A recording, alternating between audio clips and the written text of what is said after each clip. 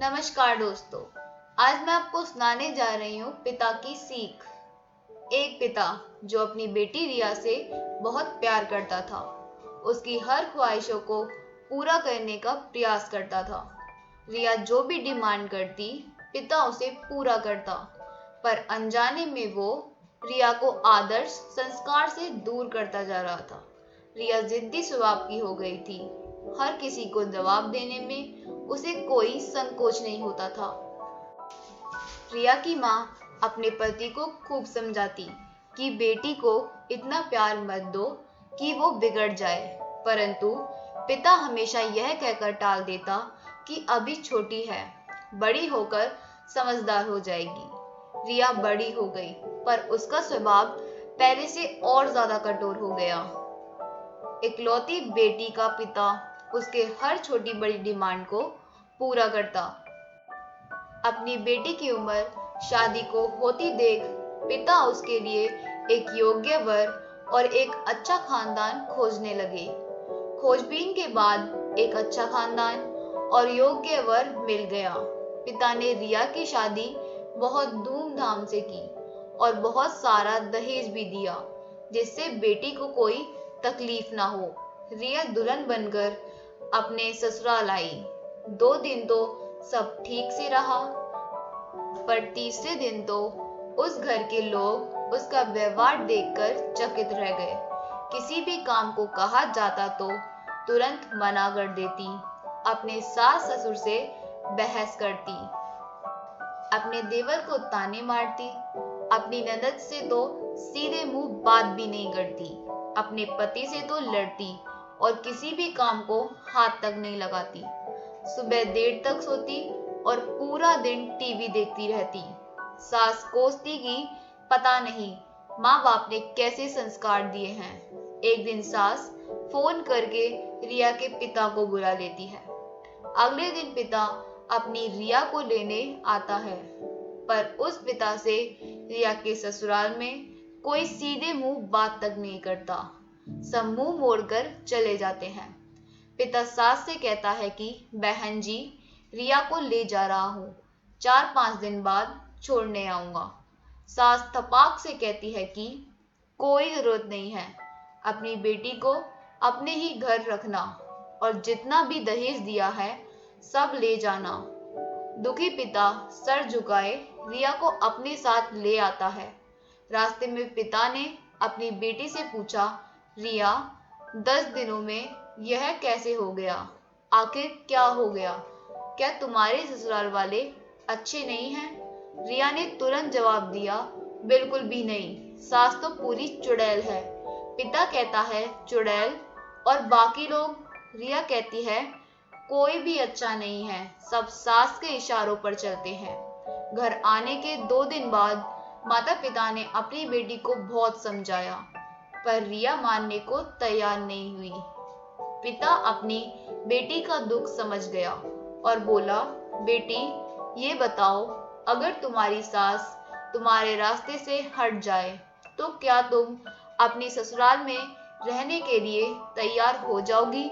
रिया बोली, हाँ, तब तो मैं सबको अपने इशारों पर नचा लूंगी। दूसरे दिन पिता अपनी बेटी रिया के पास आया और उसे एक पैकेट दिया और बोला, बेटी, इस पैकेट में बहुत धीरे धीरे असर करने वाला जहर है। तुम अपनी ससुराल जाओ और अपनी सास को खाने में मिलाकर देती जाओ।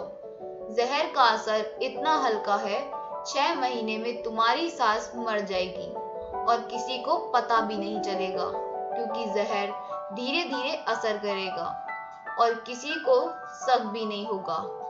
रिया खुश हो गई और बोली, क्या सच में पापा ऐसा हो जाएगा? पिता कहता है, बिल्कुल, बस तुम्हें सिर्फ 6 महीने तक अपनी सास का कहना मानना होगा, शांत रहना होगा, चाहे तुमसे कोई कुछ भी कहे, तुमको कोई जवाब नहीं देना है। ऐसा करने से कोई तुम पर शक नहीं करेगा। रिया बोली, ठीक है पापा, मैं पूरा नाटक करूंगी। अब पिता अपनी बेटी को ससुराल छोड़ने जाता है और सास से आग्रह करता है कि अब मेरी बेटी बदल गई है, और रिया को इशारा करता है रिया समझ जाती है और अपनी सास के पैरों में गिरकर माफी मांगने लगती है। यह देख सास सोचने लगी है, भला ऐसे कैसे हो गया। सास अपनी बहू को एक मौका देने को तैयार हो गई। अब रिया अपने ससुराल में बहुत शांति से रहती है।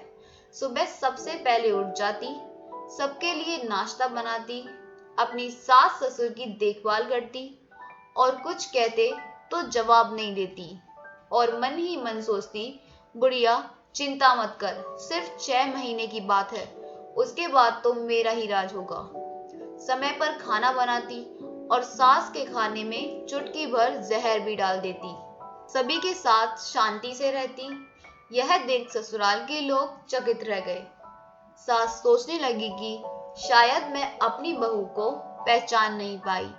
अब सास ससुर अपनी बहू की खूब तारीफ करते।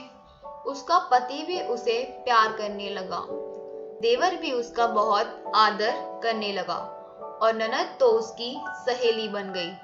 बहू को भी अपना ससुराल घर जैसा लगने लगा। 4 महीने बीते। अब सास के खाने में जहर डालते समय उसके हाथ कांपने लगे। सास ने घर की चाबी अपनी बहू को दे दी। अब सास उसे माँ जैसी लगने लगी। रिया अपने पिता के घर आई और रोते हुए बोली, पापा माँ को बचा लो। मैं 4 महीने उन्हें जहर देती आई, पर मैं चाहती हूँ वो जिंदा रहे। पिता ने कहा, अरे वो तो चुड़ैल थी। रिया बोली, पापा ऐसे मत कहो, वो तो मेरी सगी माँ से भी अच्छी है, और रोने लगी। अपनी बेटी को रोता देख पिता मुस्कुराए और अपनी बेटी के आंसू पोंछते हुए बोले, बेटी तू चिंता मत कर, तेरी सास को कुछ नहीं होगा, वो जहर नहीं था, वो तो सिर्फ सफेद पाउडर था।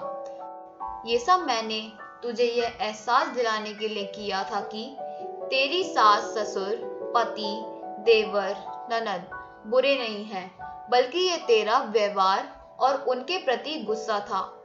अब जब तूने अपना व्यवहार बदला तो सब कुछ बदल गया। आशा करती हूँ कि कहानी आपको पसंद आई होगी। पसंद आई हो तो लाइक, शेयर और चैनल को सब्सक्राइब करें। और इस कहानी पर आपकी क्या राय है, हमें कमेंट करके जरूर बताएं। धन्यवाद।